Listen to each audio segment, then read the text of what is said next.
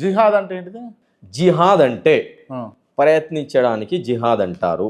Okay. కోషిష్ ఉగ్రవాదులు అనే జిహాద్ కూడా ఇదేనా? నేను చెప్తాను. జిహాద్ అంటే జాహద యుజాహిదు ముజాహదతన్ వహువ జిహాదున్. అరబీ గ్రామర్. ఇప్పుడు మీరు తెలుగు మంచిగా మీకు తెలుసు. ఒక తెలుగులో ఒక వర్డ్ తీసుకుంటే, ఒక పేరు తీసుకుంటే దానికి గ్రామర్ లెక్క కనుక మేము చూస్తే ఒక అర్థం ఉంటుంది.